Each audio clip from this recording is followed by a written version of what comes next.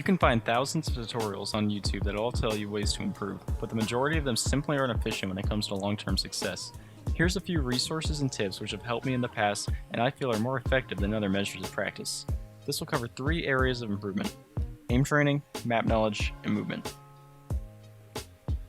If you look up tutorials on improving aim in CSGO, chances are 9 out of 10 videos are going to recommend a map like Aimbots. Even though I think Aimbots is a good map, I feel like it fails to account for things such as vertical aiming and reaction-based aiming, and for those reasons I tend to avoid the map training-wise and I'll only use it as a warm-up if anything. Instead, I'd recommend another highly praised workshop map, Training Aim CSGO 2. When on this map, judging from my experience, these settings are the most effective form of training pure, raw aim, as it trains you to react, flick, and forget fast with very little downtime. This next map is going to help you get your spray patterns down, Yprac's Recoil Master. Here, you can follow a ghost hair, which will mimic the spray pattern of whatever gun you're holding. After you get the hang of a pattern, I wouldn't bother sinking too much time into this map, as there are a ton of other things you could be training in the meantime. So new players should definitely be spending more timer compared to more experienced ones. This next map dips a bit into the map knowledge territory, but also trains 2 of the most important aspects of the game, which a regular aim trainer doesn't: peeking and crosshair placement. Yprac Maps are the maps I spend the majority of my time on, and more specifically the pre-fire practice mode. In this mode, you'll typically be placed outside a bomb site as a terrorist and have to work your way through the site. Bots are placed in common angles that players defend the site from and are equipped with a scout. The goal is to isolate each individual 1v1 and not expose yourself to multiple angles at once, and kill the bot before they can fire a shot off. Doing this over and over will help you memorize common spots played by the enemy, train you to effectively peek enemies while showing the least amount of yourself as possible, and perfect your counter-strafing skills. These Yprac maps also have modes for learning various utility lineups for smokes, smollies, and flashes. Learning these lineups are going to help tremendously in a team setting and will make taking and defending sites that much easier. Another training method which is going to help hone in your aim and map knowledge is playing on Retake Servers.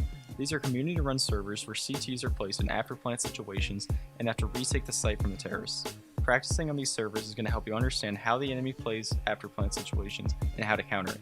Also, it'll teach you how to be fast and efficient as a CT retaking a site, a problem I see a lot of new players have. Movement is one of the trickier skills to learn in Counter-Strike, since it can really only be trained through experience. Just to be clear, when I say movement, I mean things like strafe jumping, counter-strafing, and skill jumps.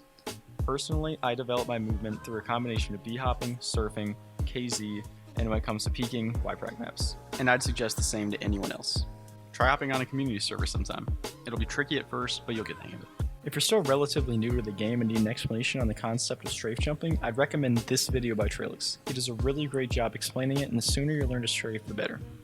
Having a solid understanding of movement can give you an edge, since you'll be able to get to points on the map faster, hit certain skill jumps, and have a major advantage over an enemy in a 1v1 scenario. Now there's something extremely important to remember. Practice doesn't make perfect. Perfect practice makes perfect. There are plenty of ways to train either wrong or inefficiently. Here are a few mistakes some players make when trying to improve. Casual mode as a means of practice. Casual can easily cause players to develop habits that simply won't roll over into competitive and will most likely just end up getting them killed. Playing official Deathmatch. In Valve's version of Deathmatch, you're going to spend more time searching for the enemy than actually shooting at them, since you're divided into 2 teams. If you plan on deathmatching, head on over to the community servers to enjoy free-for-all and 128 tick servers. Practicing without a purpose.